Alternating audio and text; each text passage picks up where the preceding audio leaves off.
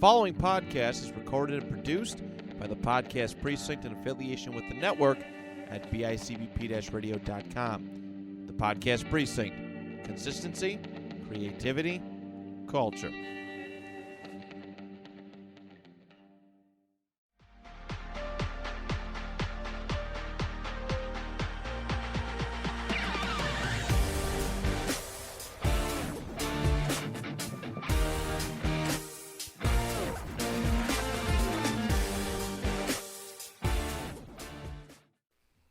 And welcome to the Sci-Fi Update. I'm your host, Tony Harper, and I have in studio again with me, Dave Clark. Good morning, everybody. All right. So today's episode, what we're going to discuss is kind of like sci-fi plots and basically the universes where they're at. We're not going to go too detail of like the plot itself. It's more about like the plot setup, like where are they at? Where are they going to have this story take place type of thing? What type of future, what type of history, what type of, the plot devices, I should say. Ooh, MacGuffins. All right.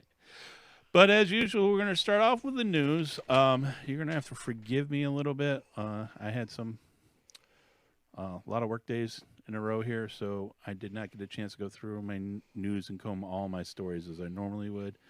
So I got a few things to start off with, and then we are going to cover the Hugo Award nominees right before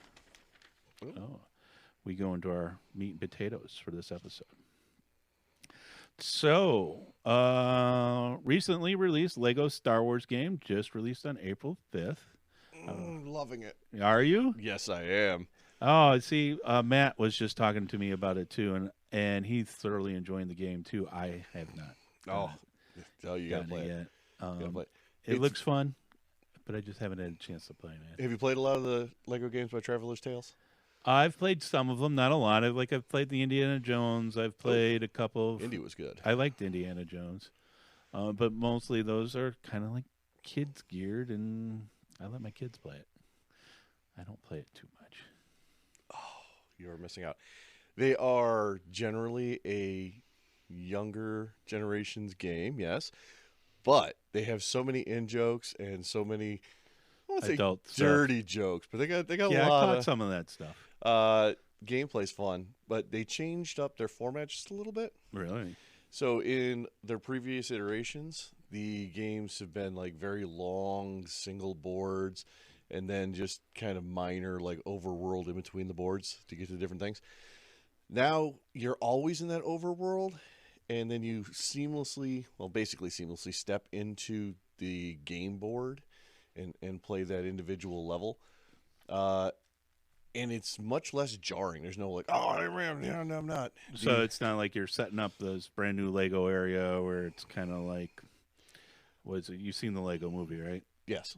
So it's like you're hopping from one little Lego board thing that you set up to another type of Lego world type thing. Yeah, I mean, you can literally go from one planet to another and things like that in different areas on different planets. But it's just less, it's more intuitive, less I'm playing here, and I'm playing here. Side scroller type thing, because that's what I was kind of thinking about with the Indiana Jones. Yeah, it's definitely, they took all of that out. It is now fully 360. You can go any direction you want. The only thing is you can't tilt the camera up too high. Okay. Which I'm assuming is just a programming thing, so they don't have to, so they can save memory and allow for textures on the ground and things. I hear it's a big file for that game too. I'm playing it on Xbox. Okay. And it is 36 gig, so it's not too big. It's reasonable. Matt was mentioning he was playing it on Switch, though, so 36 gig is kind of big. 36 on Switch is going to crush it. Yeah, pretty big file on a Switch. Now, I'm also playing Tiny Tina's Wonderland. See, my kids are bugging me to get that game, and I wanted to get it. I just haven't get it, and it's like I said, I've been doing a 12-day work stretch. Like, I just haven't had time to do much this week. They went out of their way to make it early teen. So they took out the language. They took out... Really? Yeah, they did. But they made it fun when they did that. Okay. So I mean, they are the ones that did Borderlands, and that was fun. But there were some what they did with language choices and stuff in there. They did bleeps on some of it. Okay. But the bleeps are fun. Okay. So there's not a lot of reoccurring characters, which I found kind of strange. Interesting. There are a few. I've already made it all the way through the game. I've played a bunch of the end game content, and it hasn't gotten boring yet. Right. But there's a section in there where a reoccurring character who has, we'll say, salty language, is in there, and I don't want to spoil anything for anybody, but it's super early in the game, so it's not, or it's reasonably early in the game. It's not going to be too much of a spoiler. But he plays a lute, and because it's fantasy based, every time he goes to swear, the lute string breaks or things like that. They're just plays. They did a lot of fun with it. Oh, nice. That's great. I like that. All right. So speaking about games, Fortnite is looking like they're going to get both an Indiana Jones skin and a Darth Vader skin. Well, as I mentioned before, I'm not a Fortnite fan, but I'm glad to see they're getting an Indiana Jones skin. That's a good tie-in with the last I topic. might play as Darth Vader. I kind of like both of those characters. I always feel bad when I'm playing Darth Vader, not because I feel like I'm not good enough. Oh, really? So like, You're not evil enough, type of thing, or oh no, everyone who knows me knows I'm evil enough. I'm not James Earl Jones enough. I'm like gravitas. right? Be like, Mr. Clark, here's your Darth Vader suit. I'd be like, can I play like, I don't know, Kylo? I mean, I need someone to step down. Kylo was a little cheesy. Yeah. All right. Picard season 3 sees all the actors return for the show. Wow, every one of them? Every one of them that was currently on it. Nice. Return back for season 3. So I finished season 1. I'm starting season 2 I'm this still week. only in episode 10. Like I started episode 10, it kind of pissed me off, and I just put it down. Okay. Because that's right where they were at Data's little world planet thing, and that the androids decided, oh no, they're going to go hog wild and kill freaking humans, and I'm like, it kind of pissed me off. Well, that's a repeat of what happened before in the story.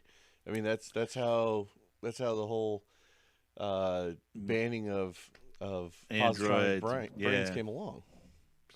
So Did you? I shouldn't ask this because it might be in your notes. Did you see that they're bringing Noonien Soon into the new Star Trek: Strange New Worlds? I did see that they were doing a lot of that, but I didn't really cover that in here because I couldn't find an article that was more or less not like a repeat of something like this. No meat. Yeah, there was not a whole lot of meat to it, so I didn't really read on. Just letting it go. Yeah, Just I let know, it go. I know. Size matters. Let's go. Woo. Good thing too. All right.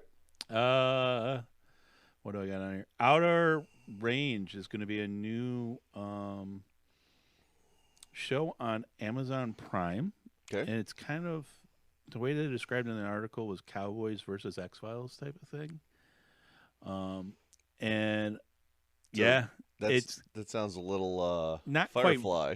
versus, but it's not Firefly, so it's not set in that kind of like future thing. It's more like on Earth here, and there's a giant hole that opens up. I mean, you can see from the picture for the thing, giant hole that opens up in this Cowboys kind of like range or whatever, something like that. So And it Cowboys versus goes- Aliens, the movie. Yeah, I don't know fully.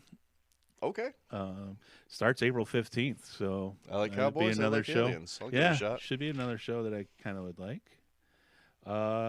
Orphan Black is getting a spin-off series. So Orphan Black was originally came out in 2013 on like BBC. Was it that long ago? Wow. Yeah. So it'll be called Orphan Black Echoes, and it will premiere next year in 2023. I don't actually have a date. There wasn't missed a whole out. lot of more meat and potatoes on that. It could have been Orphan Black's Orphans for single series. I loved Orphan Black. I thought it was a fantastic. Forgot to turn my phone off. I thought it was a fantastic show.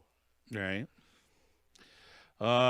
Carrie Ewells. Yeah, good luck. The guy from Princess Bride. Yes. I love him in Princess Bride. And Corey Stoll have been added to the cast for Netflix's upcoming Star Wars spinoff called Rebel Moon. Okay. Look, Goosebumps. Ready. I don't have a release date in there because it wasn't in there, but they are hiring actors. They are about ready to start shooting it. Oh, I wonder if they need an unkempt, hairy, fat guy. I'm down. I'm ready. I'm a character actor. I'm ready. Right? So again, it's basically going to be out on the galaxy's edge type of thing, and it's not anything that's directly related to the Star Wars stories as they go through them. I'm ready for something that is not Skywalker Saga. Yeah, but it will have to do with basically that planet and how the Rebel thing goes on, and kind of I think they're deciding to join the Rebel or not join the Rebel on this moon that's way out there in the middle of nowhere. Hey, I'm ready for something not Skywalker. Let's see. The last thing I really got are kind of like the Hugo Awards stuff. So I left that up on my phone because I wasn't going to write all that down. So Hugo Awards comes out September 4th of this year. Okay. That's when they're actually going to do it. But they nominated who they're going to vote on. It wasn't Will Smith, was it? It wasn't Will Smith type of thing. All right. No pugilism. How about it? So best novel, they had 1,151 ballots or whatever, and 443 nominees. So they really limited it down to 6. So, and I'm just going to cover best novel and then kind of what they call it's basically the movies and series type of things, and we'll go into that.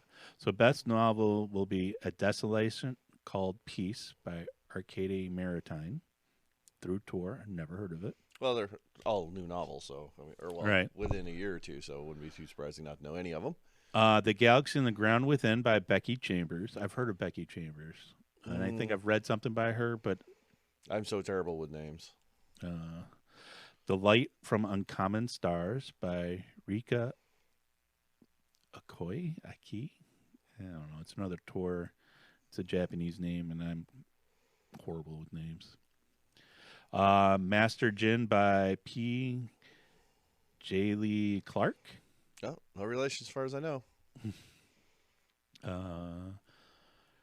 Project Hail Mary by Andy Weir. He's somebody else I've read. Yep. Del Rey, and he does a lot of Star Wars stuff, doesn't he? I think so. Yes. Right. And She Who Became the Sun by Shelley Parker. Shelley Parker Chan.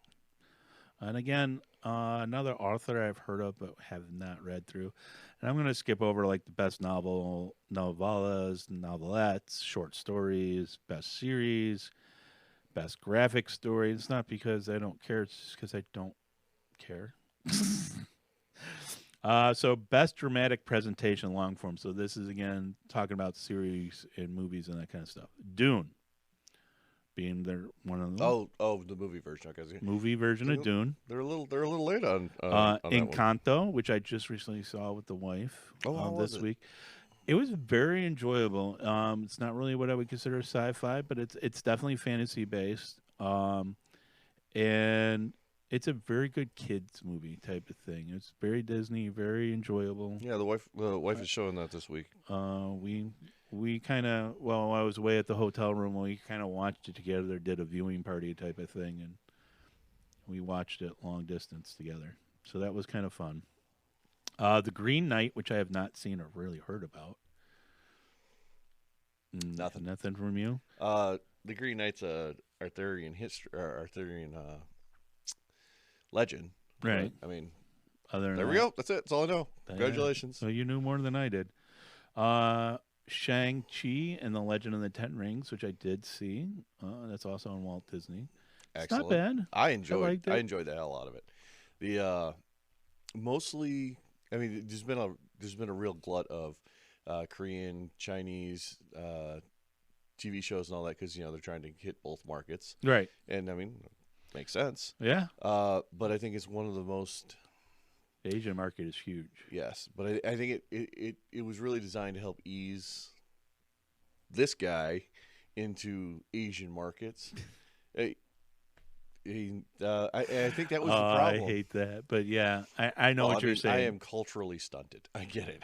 I totally get it. But I think that's what failed Cowboy Bebop was that it was very Asian. I don't know if that's like really, because what really pissed people off is they tried to Americanize Cowboy Bebop too much, and they really changed the plot line totally in that. Yes, which also really pissed it. But they Americanized it by changing that plot line. Like, I mean, visually, I loved it. Visually, all except for the the episode with the French guy, Yes. bad guy, Yeah. clown guy. Like Yeah. No one I liked liked that how one. they started it with him being afraid of dogs and kind of explained how he was afraid of dogs. But I hated when he got to the circus scene from the movie and like they try to replicate it, and I'm like, that's fucking stupid. That's the way it goes sometimes. But I mean, Sorry about cussing, but that was dumb. yeah, he's got an edit button. I mean it was so. Everything in it was pop cultural wise very Asian, and that market gets it and understands it. They tried to retcon the storyline to make it more Western. But I think us as Westerners, when we look at it, we expect to see a hot dog stand, not a noodle stand, things like that. And I just think it was jarring for us, I don't know, milky people, that we just didn't get I it. don't know. Maybe it's because I watch so much anime and that kind of stuff. I And- have no problem And with I'm seeing absolutely sure that's what it is. You're used to it. the noodle stands or anything else like that. It would make sense if that's where it is. And actually, that's another one of those things which we'll get into later on, dystopian future things, where Japan had actually, not Japan, but China really had became the major player for space industry and a lot Mhm. of stuff. And there's a couple of them that are like that as we go forward. Did you get a chance to watch Halo? 'Cause I've that moves watched right into it. Halo, and it's similar in Halo too. But I didn't want to cover that fully yet. I kind of want to do it like I want to do a Halo episode.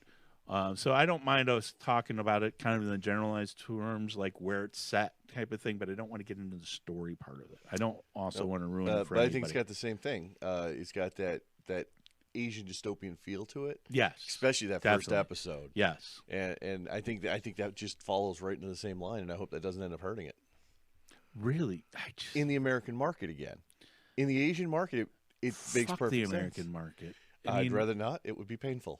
It's a big I market. get what you're saying, but But I really think that's what killed Cowboy Bebop. I mean, one episode of Cowboy Bebop really, I mean, the French episode just really kind of makes everybody angry. But I hope that doesn't kill it the same way that I don't think it will. I think the story behind that is so far is too good. I'm really enjoying the story. I so far. think it's been great I so just far. don't want to. I watched ruin it when we talked about it last, and you said that the people were annoyed over the Halo Chronicle, and then the TV show was like, "Haha, look, we've changed." No spoilers. And when I watched it, I was perfectly okay with what they did. Yeah, that's what I'm saying. But I never played. Like I was a huge Halo fan. I liked Halo a little bit, but I wasn't really into first-person shooters at the time that Halo was really, really popular. I just enjoyed playing the game. I didn't follow the story so much. Right. Not like You didn't play a lot of the campaign mode and all that kind of I stuff. just played through it. Okay. But yeah, I mean, for me, that's just sit down, shoot, go. You got to have a really good story for me to really, Pay really attention like to the it. story, right? Like Mass Effect, Right. absolutely love it. And I can't wait for the Mass Effect movies to really come out and start hitting the ground running. All right, let me finish up the Sorry. Hugo Award nominees. But speaking about that Asian market, Space Sweepers, which is on Netflix, was also nominated for a Hugo Award, if I could talk today. It's a Korean film, and it's about space scavengers hunting debris, trying to make money in 2092. I saw the trailers for it, and I just haven't gotten a chance to watch it yet. I haven't either. It sounds interesting. It It's just on my recently came list. out. It's on my list before Squid Game, which is I know I someone's liked someone's Squid gonna Game jump a up little and bit, but I stab me. haven't finished Squid Game either. I'm like, I'm a real bad like once I watch something a little bit and it's just the same thing the next day type of thing, kind of get bored with it. Like I'm not much into the drama side of things too much. I still have a season of Chuck to finish. I love Chuck.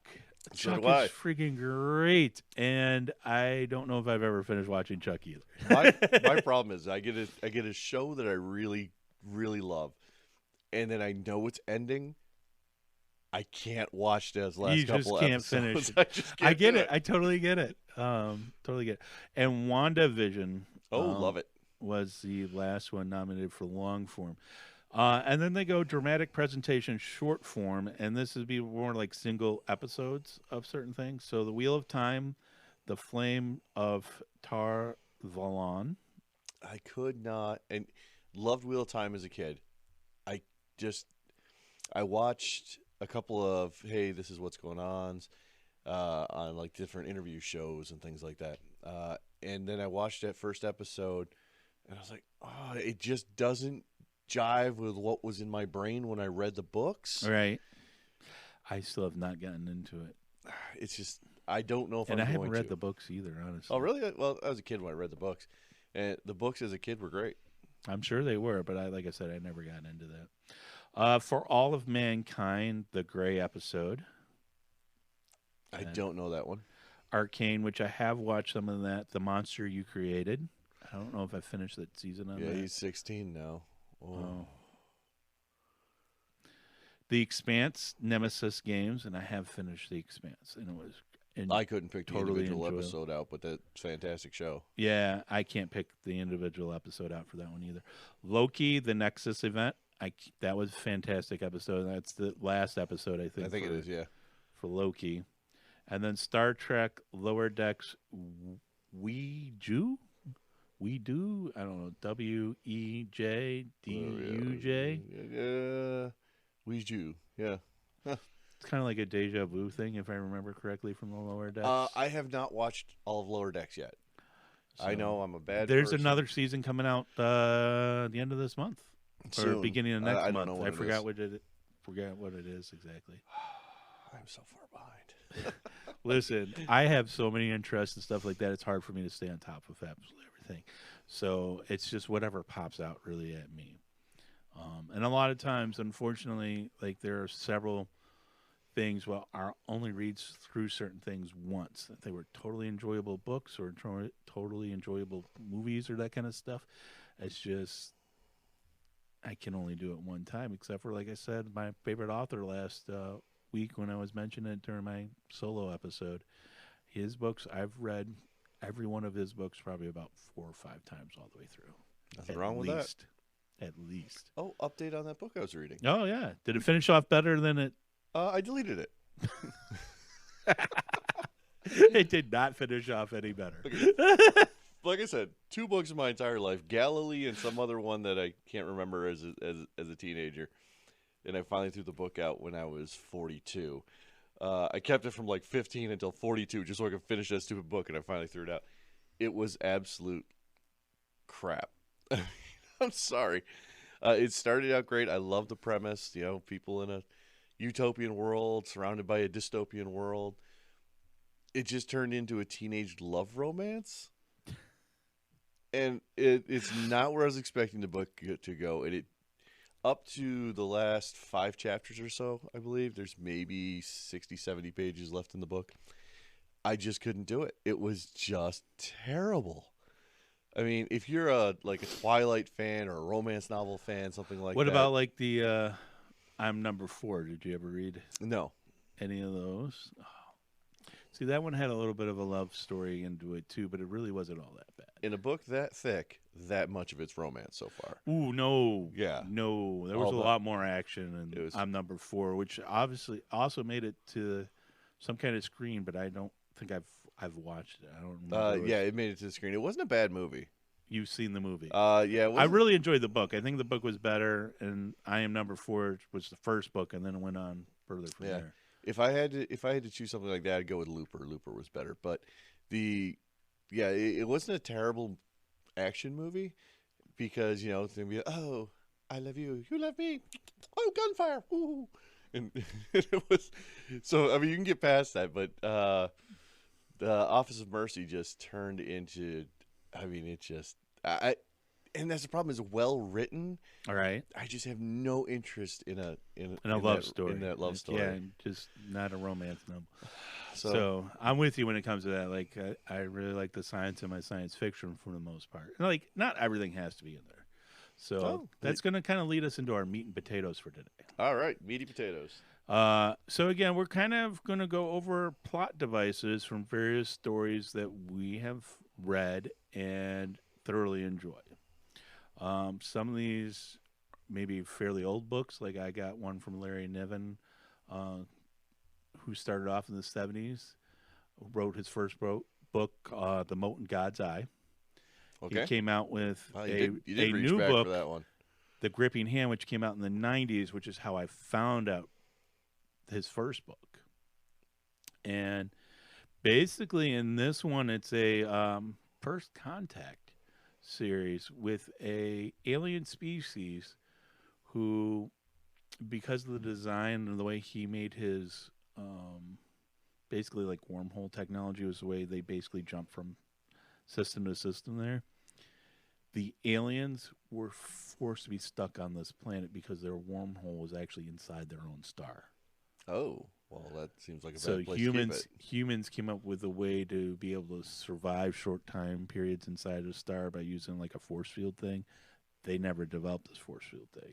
So they lived millennia upon millennia on this one planet and ran out of resources, had big die-offs, ran out of resources, had big die-offs. And they ended up specializing into various different groups, kind of like a queen ant and worker ants and that kind of stuff. So the aliens themselves specialized in specific type of groups, and they all had like 3 arms in it in this. Oh, that'd be nice and convenient. And this one, and one of them was called their gripping arm or gripping hand. So it was the one that they actually used for holding stuff. It was an interesting book and plot line. I really enjoyed the plot line.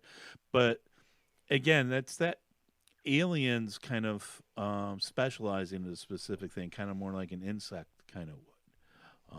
But they were like humanized thing. And they first did it a little bit for genetic manipulation on their own selves. Sometimes they were forced to So was the do hand, it. was the third arm? A genetic manipulation. Okay, I so it can't wasn't- remember if it was or wasn't, but it sounded like it was, if I remember correctly. And I thoroughly enjoyed that series and that book. Hopefully he doesn't have to take a work call here. Nope. Oh, good. No, just make sure the wife and kid are at the scouts thing. So I got. Okay. I was late to the podcast. We don't want to talk about that. So that is my first like plot device, and I really enjoyed the stories behind that. And I won't go into too much stories in it, but that was the plot device, and that's kind of like the example of what I'm kind of going for. And then you mentioned like a Chinese dystopian future here. No, I got. Well, yes, kind of actually. I got to go back to Altered Carbon.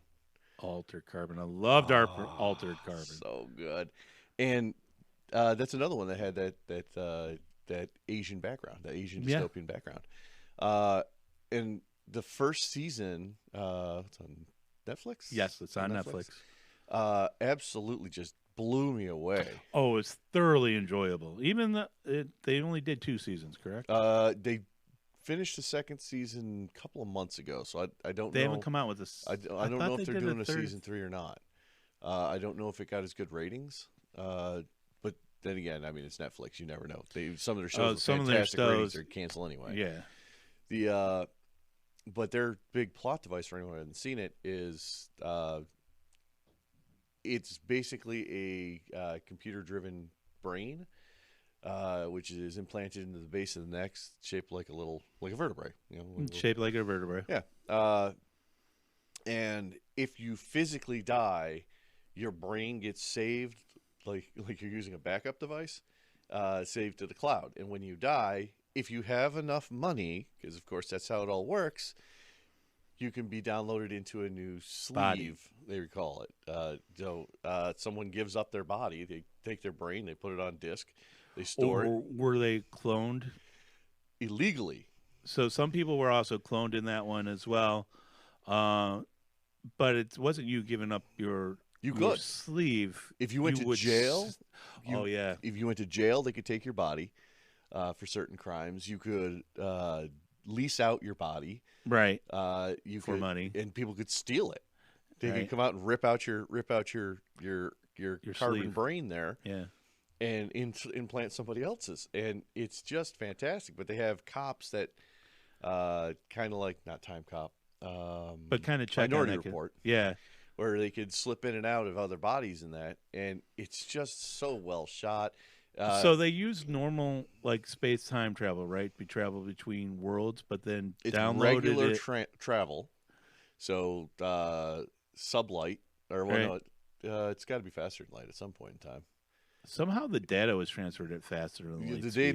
data travels faster than light. So and they kind of gloss on that. Yeah, they didn't really cover that too well. Now, But you can go from world to world in that one by exactly basically uploading your stack to.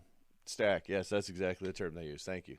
Uh, But yeah, so if you're a cop on World A and you need to be at World B, they just upload you out of that stack and download you into another one in the police precinct where they have bodies ready for you to go. And that's just and such you a could switch great between idea. male and female, and it was The only- very interesting. And the rich could never die. Ever. And they have these mega corporations with mega owners. And the storyline's great because it starts off, you're completely disoriented on what's going on. And that's great because that's exactly how the antagonist and protagonist are. Well, the antagonist has a...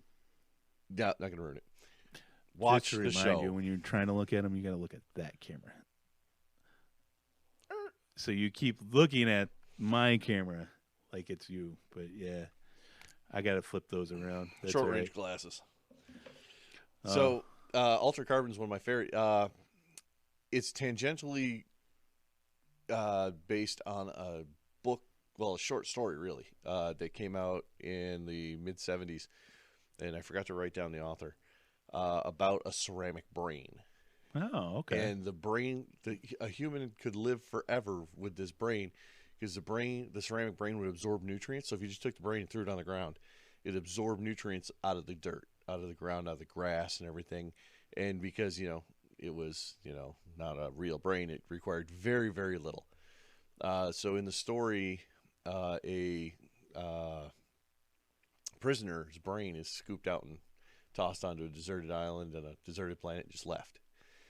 And a society grows up around that, and he ends up coming back.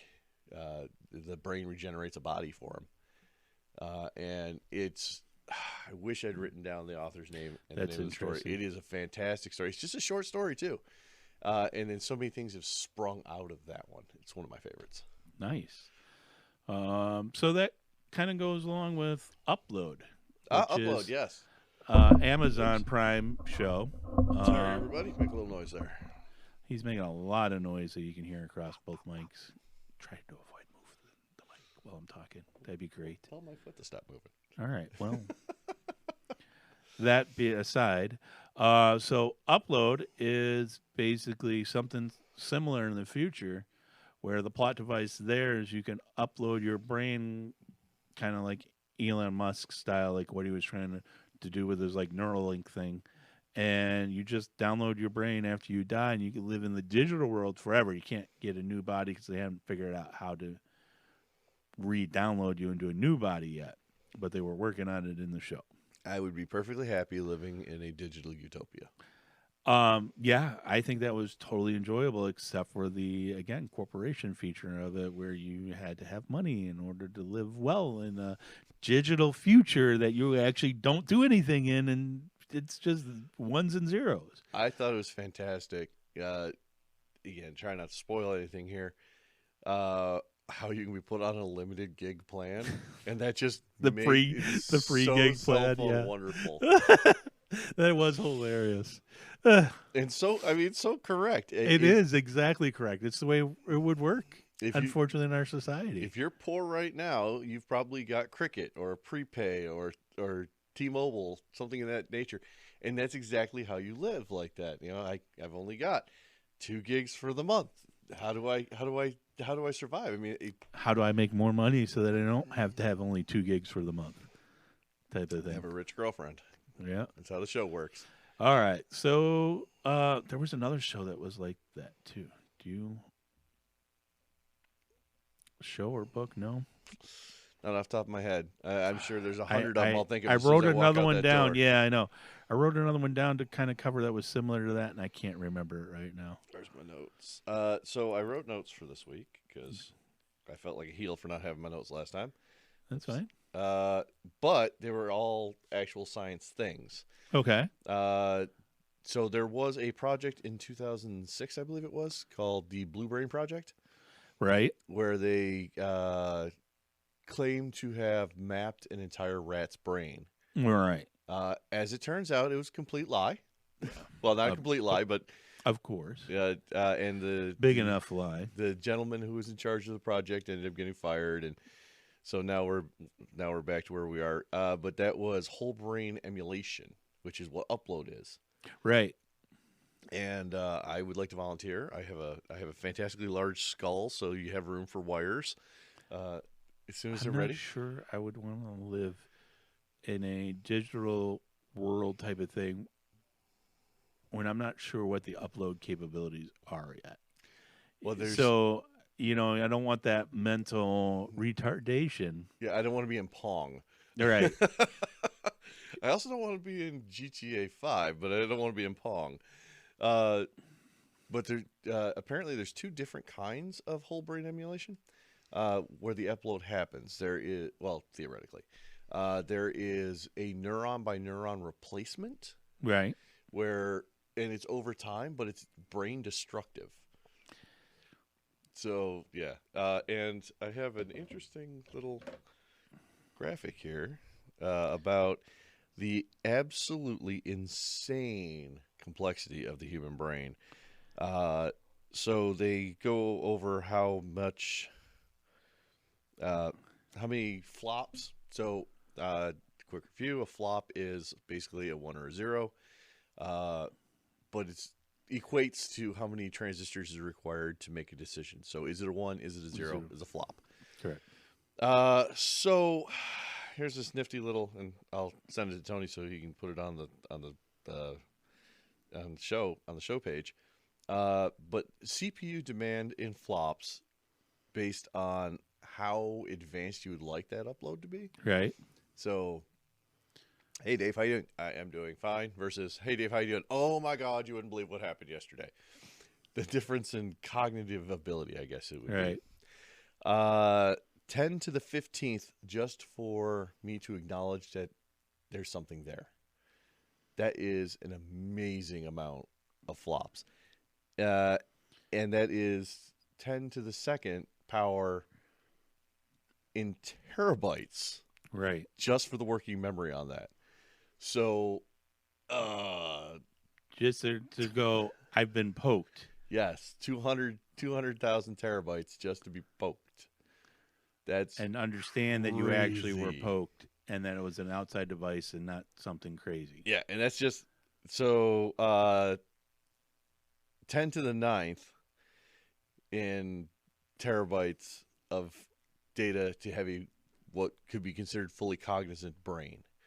That's not expected to happen, and that ability is not to manage that kind of memory, let alone, I mean, just having that, great. You can develop all those SD cards and toss them out there, and everything will be fine. But to manage that kind of memory, not till 2063 is the estimate, or 2263, 2063. And that's at the current following Moore's law where you Yes. double the memory capacity every The computational 4 years, capacity 2 years, every other whatever. year. every 2 years. And the distribution. So in order to have that cognitive ability, Christ. what is it? I gotta look here. 10 to the 30th power of flops to be able to do that. That is an absolutely just write 10 times 100 and then put 30 zeros after it. That's insane. It definitely is. just for the human brain. Who would think your little meat machine up there was anywhere near that complex? Of course, that's assuming that it's a 1-to-1 ratio. Right. Neurons versus Thing. flops. And that we don't have to account for things like quantum spin and other stuff that our brain would actually Well, do. that actually is accounting for that. It is. Yeah, I didn't make that clear. That is include at that maximum level. That includes all the different theories going on with spatial gravity, quantum spin, things like that. That's with all of that information in there, which is why it's such an absolutely insane number. But that is assuming that we're not, and it was super great articles. Just look up a whole brain emulation just on Wikipedia. I mean, I never That's recommend assuming we're Wikipedia not, to like, anybody, but it's fourth dimensional beings. no, it's assuming that we can't do things like compression. So we do it naturally, automatically. What color? And we already are compressed that kind of information in our brain because it really does take compress and suppress. that repetitive action in order to figure things out, like walking and all that stuff was just stuff that you've done for a long time that you learn to compress that information and follow those routes. Completely separate section of your brain taking care of it. Like, if you were to ask me right now what color the couch I'm sitting on is, Right. I couldn't tell you. I know what color it is. It's green. It's the same color of the couch you're sitting on right there, and I can almost see it in my peripheral. Right. And my arm's actually blocking it right there, so I can't see it. But my brain doesn't care because it's not part of the immediate surroundings. So that's assuming that 10 to the 30th is assuming that everything has to be computed all the time. Where our brain has all these natural tricks where it's like, yeah, I don't care what color the couch is. We'll deal with the color of the couch when the tiger makes a growl behind me. Right. And I got to tell the difference between the couch and the tiger. Yeah. But, I just thought that was, I'll give you that graphic later, but it's absolutely amazing. I'll have to make sure that we upload that to the to the show. Well done. All right. You have another plot device Nope. I was too happy about the one that you were just covering. All right. Oh, but I do have news Oh. to add to it. They are starting to announce the cast for the new Fallout TV show that's going to be on Amazon. I didn't realize Fallout was coming to Amazon. It only got confirmed a couple of days ago.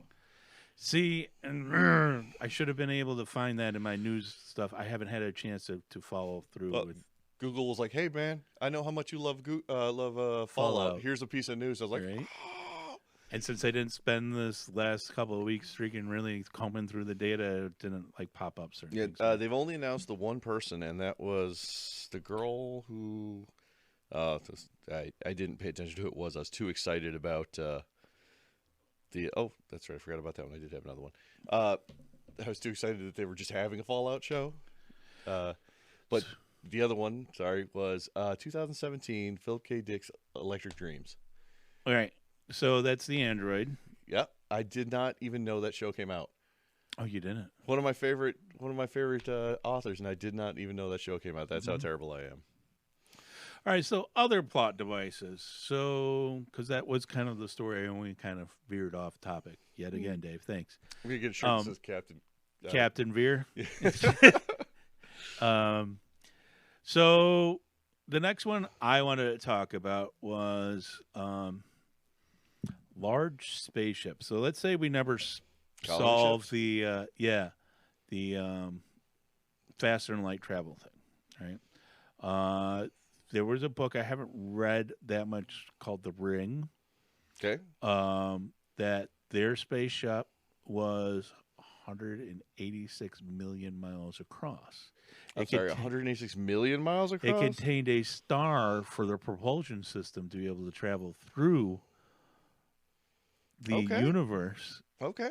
And they used that big ring around the star to help direct the star's energy to travel through the galaxies or wherever else it was going to use. And I might have to read that one because that one's got that my brain. sound really brain interesting, clicking. and I hadn't seen that before. Looking up other plot devices, and I'm like, I'm gonna have to read that one myself and see what that one's all about. And that's kind of like Rama from is that Clark? Arthur C. Clarke, or was that I'm not, the name's not tickling. Children of Rama or all that kind of stuff? It was like an alien space generation ship that just showed up at Earth, and apparently the people had died on the generation ship ahead of time. I don't know that one. I'll have to look it up. Children of Rama and Rama. I have to look that up because I don't want to leave that Rama book. What was it called? Here, it was by Arthur C. Clarke. Came out. I've read a lot of Arthur C. Clarke too. You think I'd know that one? Render This with Rama. When did it came out? Published in 1973. So again, some of my books I don't know that one. I had read that my mom had. She was a big sci-fi person as well. So I had read a lot of some of these older books. I'm not that old. That was before I was born. But again, it was the Yeah, for that. generation ship type thing, and I thought it was very interesting. What do you think about generation ships as a plot device or the possibility? I think it's a definite possibility. Okay. The only thing that'll hold us back from a generation ship to go see to the world is our infighting. Who'll be in charge? Who's gonna pay the most money? What corporate logo's getting plastered on the outside? On the outside of it, right? But that's the whole plot anyway. So That ends up being the plots and the stories and how all that works. Yes. what I would think would be cool is in your Rama there, and that's my science fiction brain running. Are they using the sun? Are they using a Dyson sphere around the star in order to generate the energy? I'm gonna have to read the book. Now. That was not that book. That was what was it called? The Ring. The Ring. Sorry. Let me look. See if I can find that. I got it spell correctly. It'd be much easier. I read a couple of years ago an article about Dyson spheres and the crazy amount of resources that would take to, I mean, absolutely insane amount of resources to actually build a Dyson sphere. You figure that you have to build the Dyson sphere X amount of miles away from the sun just so it doesn't melt it. Ringworld. That's what it was Oh, called. Ringworld. Okay. Again, a 1970s novel by Larry Nevin, which is because I remember The Gripping Hand. He was the one that wrote The Gripping Hand, and I saw this, and I'm like, I haven't read Ringworld yet. Yeah, I can't believe I didn't catch that. Ringworlds is. Have you read that? I have read the first maybe 2 books in Ringworlds, but check that. I've read the graphic novels that were done. Okay. And really good, but I didn't. I can't Larry believe I Nevin. didn't even catch that. Yeah, I'm sorry. Ringworld. I'm sorry. That was the plot device for Ringworld. Yeah, definitely a read. Is it? Yeah, definitely a read. It is not necessarily more young adult, but it has that coming of age in it. Right. In the first novel, and worth it. All right. I definitely want to check And you don't that out. skip the last 60 pages because it's all kissy face. Have you read anything by Peter F. Hamilton? Not that I'm aware of, but I'm terrible with author names. So the Neutrino Alchemist. No. So Intriguing name though. The plot device of this is basically, understand the Earth like Gaia type theory, like thing, Yeah. like everybody. Alien Gaia. Okay. All right. It goes hand in hand with the regular one anyway. Right. The aliens break out of Gaia, or out of their death little purgatory type thing, because they didn't actually move on from whatever, and they start going in and basically reanimating corpses, reanimating recently dead people to expand throughout the universe to finish taking over the universe. And this very interesting plot device that you don't really realize that's really the plot device for his book series in the first book, I think. Really? Okay. And I gotta write that one down. It's very interesting, very enjoyable. I love that book by Peter F. Hamilton. Sorry, fans, but that sounds good. No, and there's a lot more that happens with that than not. Is that me playing music? All right, skip trial, stop. Oh no, now you gotta do karaoke. No, Episode 5. no, the I karaoke hate special. my freaking phone and Pandora. No free shout outs for Pandora or who sang that song, but we're gonna just drop it there. So, I'm sorry that you My heard that. glasses right here Yes, are Bluetooth enabled. nice. So when you put them on, a normal size head, they turn on and it'll automatically turn on whatever I was playing last. But on my giant cabeza here, it stretches the bows out far enough that where the sensors are right here don't touch my skull. So I actually So have it to push in doesn't- on it. Realize that you're putting it on your face. Oh, this time they did. Now they just turned on. But the yeah. So it'll turn the music on and off automatically. I totally understand. Excuse me. So I thought that was a very interesting couple of plot devices there. I like that. I actually went back the other day and started reading the Dragon Riders of Pern again. Love it. I was explaining to my kid what it was because my kid, sorry when you see this eventually and sometime in your life when you're like, who was my dad? Has absolutely no interest in reading. My wife and I are avid readers, voracious for her. So I have one kid that won't read and the other one will. So, I mean, Hey, it does depend upon... 50-50. Yeah. Congratulations. I got the wrong 50 half there. He just has absolutely no interest in reading. And I was like, hey, here's a really cool book. You should read this. And he's like, I'm not reading that. I'm like, well, I'm reading it. But the only thing he's really read was Scorch Runner's Maze. Right. He read the majority of that series. And I was really surprised because... Well, the one that doesn't read will read, but he'll read, like, animated comics type of thing. Like, he loves the Naruto and that kind of stuff. Well, we were like, you have to find a book. You have to do it to we enjoy have it. forced his feet to the fire on books. But We he's never just read got- for he- enjoyment. Graphic novels. That's the only thing I can get my kid to read because there wasn't a lot of words in there, and he loves reading them. He'll go out, and we'll go and buy more graphic novels from him because that's what he enjoys reading. Well, my wife being a teacher, your wife's a teacher, isn't she? No, I thought she was. she's a vet tech Why did I think your wife was a teacher? because you're mental. Oh, that's true. I think it's because most people I know's wives are teachers, so I automatically assume it. Hush. Now the glass is just turned off. 2 minutes off the head. What was that? So my wife being a teacher finds graphic novels offensive to her. Like, not like they have offensive content. No, offensive because they're not just all words. There's pictures. Oh God. I'm not saying my wife's an elitist. She is about books.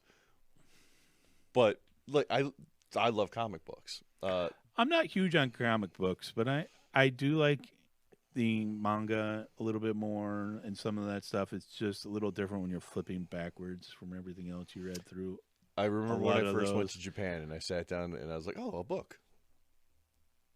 What is going on? I mean, other than the fact it was in Japanese and I don't read Japanese, even after 2 years in Japan, I'm looking at him like, what's going on? And then I realized I had the book backwards. It's like, oh, there are few times in your life when you look in the mirror and go, you're a dumbass.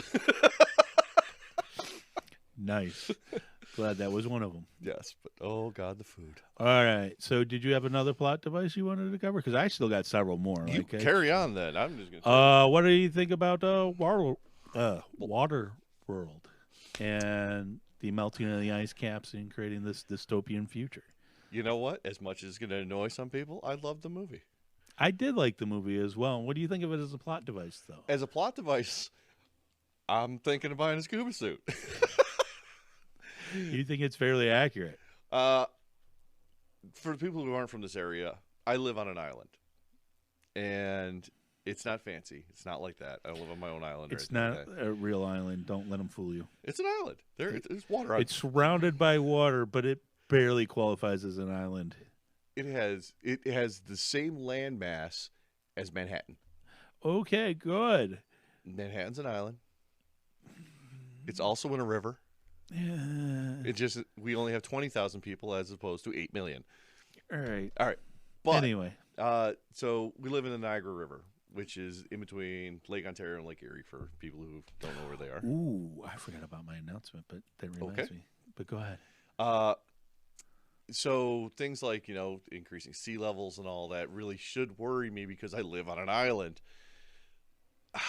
I'm That honestly island not. also sits about 800 feet above sea level. It is, it's actually pretty close to that. I think it's like 580 or something like that. Yeah, it's But, I mean, 600 feet, whatever Yeah, it was. no quibbling there. It's It's the close length of the enough. Niagara Falls Yes. height and a little bit further because actually where the falls fall down, it still also goes downhill all the And- way to Lake Ontario. I live in the middle of the island, the not fancy part of the island, which is like another 60 or 70 feet up. Right. And then my house is actually on a little hill. So when I look out, I'm like, I'm good. But if when the polar ice caps finish melting and the seas shift and all that, I think we're going to be okay. Well, we will in Western New York. You know, that's going to be Western New York. Most of the parts of the Canada that are around here are going to be fine. The only thing I really worry about in that is erosion. And I know that they dammed the river and they reinforced Niagara Falls. But they did that so they didn't have to move the tourist attractions. They also did it so they wouldn't lose their island a little bit too. Well, so my grandparents were the caretakers at Old Fort Niagara for 30 years. Right. And if you look at some of the pictures they have, well, some of them are actual photos, but the majority of them are paintings. The Horseshoe Falls wasn't horseshoe shaped. Well, it moved like 8 miles in just a couple of years because it hit a soft spot and then just shot back. And that was the impetus for reinforcing the falls. So the only thing I really concern myself with is sea levels rise. The amount of water that's going to come down the Niagara River through St. Lawrence is going to be exponentially higher. Yeah, but I mean, it's not going to come all the way up to the falls itself. The water goes somewhere. It does, but it won't go all the way up that. Like I said, where the falls actually hit and the where it actually gets to I'm not worried Ontario, about it's it coming another this 100-foot way. drop.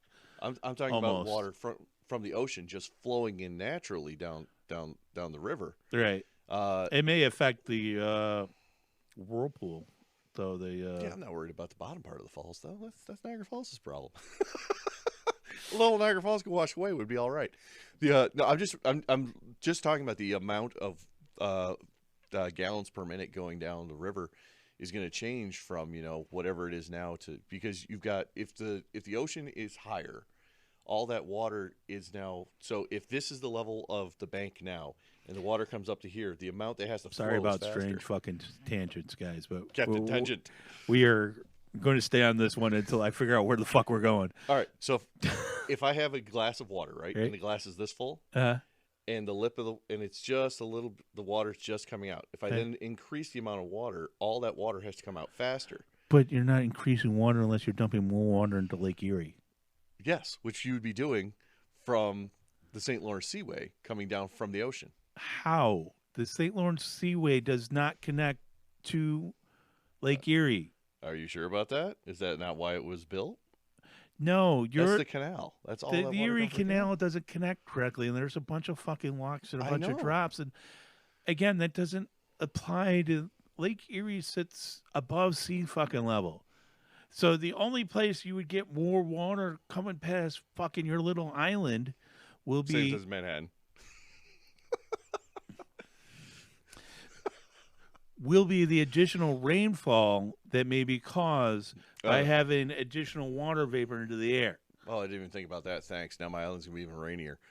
I'll do some. I'll do some other research than this that, week. And I see. don't think that's the way it works, man. Because it's, again, Lake Erie sits not 100% above lake level or sea level, but I think it's pretty much 100% above sea level. We are the escarpment and all that. The whole area is. This whole area is, but I'm talking about the depth of Lake Erie because it's only 60 feet, right, at the deepest. Oh, Lake Erie. Oh God, no. No, Lake how Erie deep? is ridiculously deep. How deep does it get? Most Most of it averages only 60 feet. Well, the average, yeah. But the middle of the lake. No, I don't want to use that one because I have my other note on there. Doesn't matter. We'll look it up later. But I'm not talking about the bottom of the lake. I'm talking about the top of the lake. Top of the lake isn't going to touch the sea. That's what I'm saying. We'll look it up. We're gonna go with Tony is right now, because he probably is. Because I really don't ever think about my island flooding. Anyway. Plot devices I that did don't have- have to do with strange water. Oh, Scares. and I accidentally backed off it. Man, I had another one. Darn it. I had one. I accidentally backed off it. You had a bunch, though. Carry on with the next one.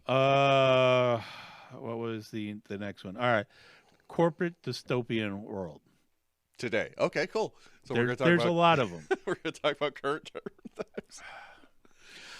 But I was talking more like stuff like in the Lost Star, or like there's a couple like mercenary things that I've read that were set in these corporates have taken over the stars type of thing, and Well, I mean, was an interesting. we've got giant plot penis devices. rockets right now vying for the moon. Oh, Yeah, I got to get in on that. At this point in time, I just, unless I get a new body, I don't think I really want to go out into outer space. Oh no, I just want to Type get of in shit. on it financially. Oh, financially, you should have did that a while ago. Yeah, Like I was telling people in Like Twitter the other day. 2002 to like invest in kind of like. You see, Elon Musk made $800 million by buying 9.5% of Twitter Yes. in one day. Yes. If I had known that he was going to buy 9.5% Obviously. of Twitter the day before, Everybody would have bought in on it. which Everybody would just would made have him bought even in more it. money. All right. Yeah, the asteroid mining as a plot device. No, I That- actually enjoy those kind of things.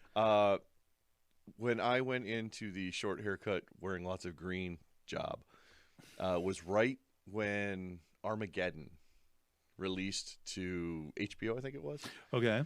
And I remember sitting there in the barracks, locked down for our first typhoon, and getting second typhoon, and watching Armageddon like 8 times because there was nothing else to do. Man, I love that movie. I liked Armageddon. I don't know if I would watch it 8 times. I mean, it was You've been stuck decent, on a but boat. You know how it goes. I know I was in the Navy at one point in time, and I don't mind talking about that. But yeah, that's just, I don't know, that and Deep Impact. I mean, they were Deep pretty Impact. much They were the right at the same time. same Yeah. show, and I enjoyed them both. I thought those were great plot devices as far as, Then you got the reverse. You got Core, where they got to go to the center of the Earth. all right. Deep Impact was center of the Earth too, wasn't it? No, Deep Impact was the center of the asteroid to Ah, destroy yeah, the there we go, asteroid. Yeah. But as a plot device, I think that's great. I mean, we're going to be doing asteroid mining. There's no way around it. There has to be. Like, I mean, it's cheaper than lifting the stuff off of the planet to get What's things interesting into space. What's interesting is what that's going to do to the price of our markets. So, like the big market, people are always like, "Oh, gold and silver." No, cobalt is where you want to be buying. But you see, but gold, if we can find large amounts of gold instead of copper wires, we'll just go to gold wires. Now, we'll So probably- it would drop the price, but it'd still be valuable enough well, I that think it won't be. I think it's gonna be like diamonds, where it's an artificial market. The diamonds are not rare at all. People De Beers has managed to hold so much of the diamond supply that they just like, here's a diamond, here's a diamond, here's a diamond. So, but they're not rare. It's an And they're artificial utilized, but they're also not all crystal clear either. Like No. most of them are used in industrial purposes, And and they now- just grind away stuff. last year, I believe it was the difference between a man-made diamond and a naturally formed diamond is so It's almost impossible to yeah. tell any longer. it doesn't matter anymore anyway. But what I'm getting at is, even if we did decide to go asteroid, or when we go asteroid mining, are we gonna, as a species, be like, well, no, gold's still super cool. We're gonna keep that price really high because People like shiny things. It's People part of the love human. shiny It's things. part of the human condition. I don't I see love it shiny going things. away. I keep seeing your mouse, and I'm like, ooh, cool. Yeah, cool red little shiny mouse. I mean, it's not that shiny, but whatever. Oh, it's pretty shiny. The lights. Oh, are well, on. yeah, I showed it to where Ooh. they got the lights going off of it on the camera there. But I think I'm really curious. First off, I would love to be an asteroid miner. Right? I mean, peeing in my suit's not cool, but I would love to be an asteroid miner from Armageddon, because like you got Rockhound and all that. I'd love to be in that situation. I mean, I could just go offshore oil drilling if I wanted, and it's the same thing. That's really what they were talking about. But where's that going to change our markets? Are we going to be, hey, are we just Who knows? invest- I mean, but that's the same thing. Like our job markets have been changing as robotics, and that's what's predicted by sci-fi, is slowly taking over a lot of our jobs, and that's going to continue to do so, particularly as we get more and more advanced robotics out there. I mean, in Japan they have them acting as front desk reception people. Oh, did you just? There was just a article on the robotic child. Did you see that one? I did not. Oh, it's creepy. It's absolutely creepy. It can show, I believe it was 9 expressions. It was 9 or 12 expressions. Is that when the AI learned everything Yeah. on its own type of thing? Yeah, it's creepy. Yeah, I mean that. I mean, this is coming. Like that's another plot device. What happens when AI takes over the world? Oh, maybe I don't have to go to work. Or Oh, that's a plot device, actually. yeah, well, So again, we're gonna harken back into the to- mic a little bit. Oh, sorry. It's either under my chin or too far away. The you tell I'm not a professional. The so Star Trek Online. We'll touch on Mhm. that real quick once again because again I love it. Uses energy credits. Right. So they had to figure out how are you going to buy things in a video game about a world that doesn't have money. And what they did was they introduced the energy credit. Sure, they don't have money, but yes, they introduced it to us because that was something that corporations needed us to continue to get used to, even in this dystopian future for them. Utopian future for us. But I think it's a fantastic idea because, I mean, above and beyond the fact that you're never going to have everything for free, that's just But not that really was even reasonable. true even when it was trying to be more utopian under Gene Roddenberry. Like, he realized he still had to trade certain goods or services in order to get other goods or services, even in this Right. utopian But his idea future. was between the Federation and other rivals, not in Federation. Like everyone should just be able to grab whatever they want. in the February, but even then, you still had Just to doesn't work. trade your knowledge or skills to be able to do And what that's you the energy wanted. credit. So the energy credit is basically a value of what you can put into to the world. Like if I am an engineer, I produce X amount of energy into the system through my knowledge and through my hard work. And it's a great idea where if I have a house in the middle of the country and I am not putting anything into the system, like I'm literally not like I'm not growing food or anything like that. I'm just sitting on my couch reading books. I am only taking energy from the network. What use am I to the rest of the world? Why am I getting anything out of it? Right. I think it's a great plot device because it means that you have to do something. No matter what it is, you have to do something. You have to. Well, realistically, that's the way it would have to work anyway, because we really couldn't. The whole world can't sit on its butt. I mean, that would be idiocracy right there. I mean, the whole world just being sitting there and just getting free stuff. I mean, what's the incentive to work? There is none. Why would you? Why would you? I mean, some of us are, And as human beings, bored we real need easy. that to be able to keep, basically, to keep ourselves alive. Because look at how many people like they retire and they're dead within a few years just because they don't do anything to you keep got nothing left themselves to do. like- entertained or do anything else. The Matrix. Yeah. You gotta fake it till you make it. if people don't have anything, if you give them a utopia, they'll rebel against utopia because they got nothing better to do. All right. Keep them busy. Uh, What's yet?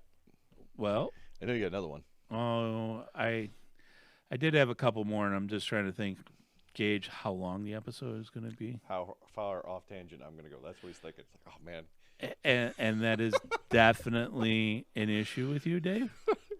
Captain Tangent. I Telling you, know, we can get a I shirt know. made. I might. All right. What is another good one that I want to cover? I could probably keep relatively short. How about warp drives? What do we think of that as a plot device? I think that is Love more and hate. plausible Love and based hate. on the more recent science than other things, other than maybe possibly a wormhole device. I love them because they get us places. I hate them because I think it's lazy writing sometimes. And I think that because of The Expanse. If I had not seen The Expanse and seen how well they do sci-fi, hard sci-fi. Yeah, but they still did the wormhole thing. Yeah, but that was late. That was Wormhole thing, and it wasn't as late as it's season 3 or 4, isn't it? it is season 3 or 4, but it was always part of the plot device for The Expanse, which was alien. Well, yeah, but that was created- aliens, though. It's like wormhole Mass Effect, where technology. we never came up with it. It was something we inherited from aliens. I think when, like Star Trek, I love it. I love the, even though they are super inconsistent with their warp drives. Because they're trying to keep science into it. I understand that a little bit. One day we can only do warp 5.5 because we start breaking down space, and then the next day everyone's doing warp 9 just to, I got to go get pizza. Just consistency is all I'm asking. But I get that, but let's say as fast as the internet goes now. When I started the internet, it was only 36K modem. No, I think I was only getting 12.4 because I was out in the boonies. Oh, damn. Out in the freaking boonies. At least I started with a 36K. I had a US Army- 56.6K modem, but I was only getting 12.4 baud. So, US and for US you robotics. youngins, you have no idea what I just fucking said. One picture, 10 minutes. Something like that, and that is a low res picture for you guys. Oh, that's like ASCII characters. I mean, Yeah. So, to 1 gigabyte. I mean, literally, we had hardware things. We had understanding limitations on stuff. So once we get past that and we learned how to do something, as humans, that's always been part of our thing. And then all of a sudden we can do it everywhere. I can't wait. I mean, ion drives are a thing, which is, I mean, in every sci-fi, it's been ion drives. And then, bam, warp drive comes up next, and I can't wait for that. Because to happen. honestly, ion drives are the most efficient device for traveling interstellar inside the actually inside our own solar system thing, interplanetary, I should say. Until we literally can come up with that next warp drive type of thing. Yeah, I think it's great. After watching The Expanse, I'm like, well, why are we just being lazy and just going, poop, poop, there we are, we're over there. What about fusion reactors? I mean, honestly, the longest we've had a fusion reactor going for is about 36 seconds. Which is great. I mean, 10 years ago, I would have said you still wouldn't have a fusion reactor working. For 20 years, because that's Yeah. always the unfucking going joke. 10 years, 10 years, 10 years, 10 It's years. always 20 years down the road. I am super pumped about that. So a guy I know, Mhm. tangent, wants me to invest into a startup business using what is basically a fusion reactor, but it is super short-lived. The science is there. There's a company that's already working on it, but basically they turn garbage into glass. It creates a fusion reaction that's only instantaneous, but it zaps big chunks of garbage into small chunks of glass. Just breaks it down to elemental components, and they turn it. It's not actually glass, but it's a glass crystalline structure. Yeah, it's like when you magnetize something. Yeah, and I'm seriously considering it. But Sounds interesting. I just don't see the actual expense being done currently. the only problem is cost of the electricity. Yeah. The That's a equipment huge itself, the equipment itself is relatively inexpensive. So his idea, I shouldn't even talk about this. I don't even know if I should be talking about this. His idea is very good. I'll talk to you about it off camera. But as far as fusion reactors go, that's a great plot device itself.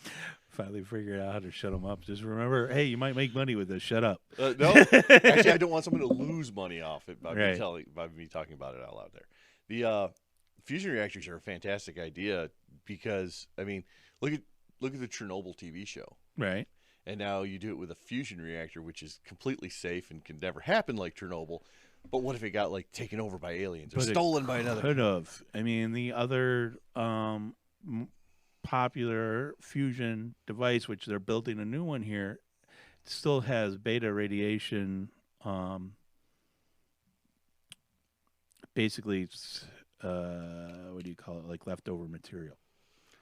Well, the which problem is still you breaks can- down because you take the tritium and the deuterium, and you still end up with extra neutrinos and Yeah, extra. but it's a cupful, and it's not nearly as bad as you think it is. You bury it in a couple of 100,000 gallons of water for a couple of years, and it de-energizes. Still has it. And you can't have a reactor meltdown because you have to add energy, not in a fusion reactor, it's not how it works. You have to add energy to sustain the fusion reaction, and if the power goes out, it's done. It shuts itself down. There's no runaway. It's not like a fission reaction where you have to add energy to stop the reaction. In fusion, it's the other way around. You have to add energy to continue the reaction. And as soon as that shuts off, the reaction can't sustain itself. It shuts down. In a fission, you have to it keeps going, and you have to physically pull it apart in order for it to shut off.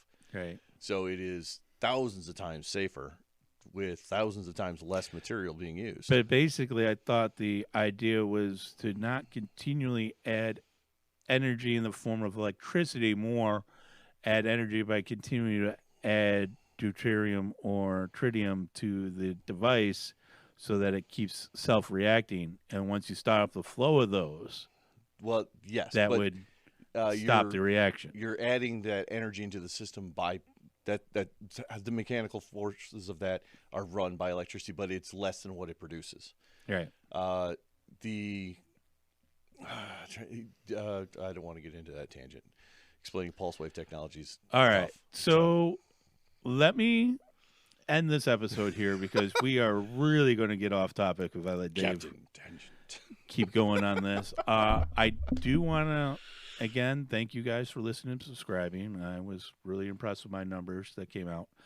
I do want to mention that I will be able to do semi meet and greet. Like, I'm not getting a booth or anything at the Niagara Falls Comic-Con, but I'm going to be going to Niagara Falls Comic-Con. You should be able to recognize me by the shirt that should have the sci-fi update on there. What's the date? Plus, I will look for it. I will be going on June 4th. So Niagara Falls Comic-Con, which should have William Shatner in it and a lot of our favorite sci-fi actors and all that kind of stuff in there.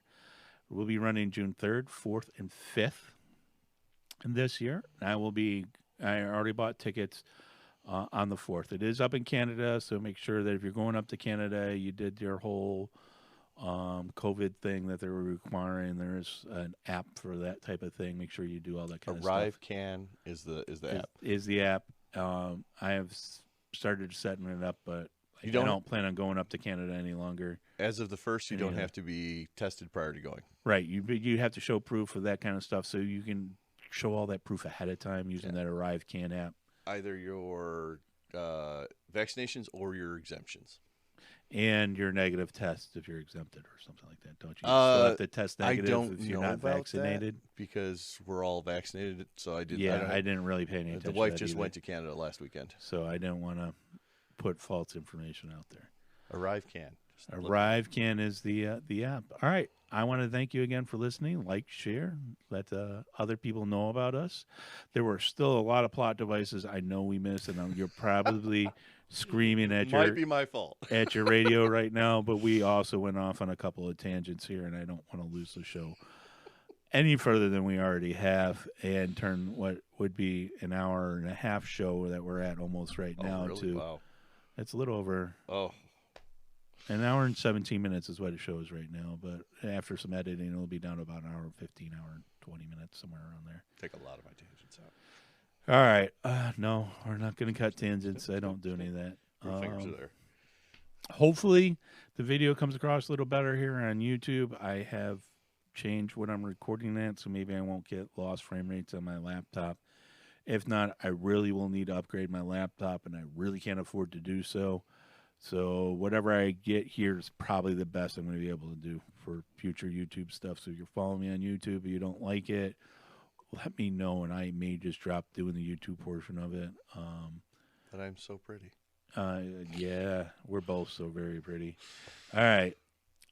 So thanks for listening, and till next time.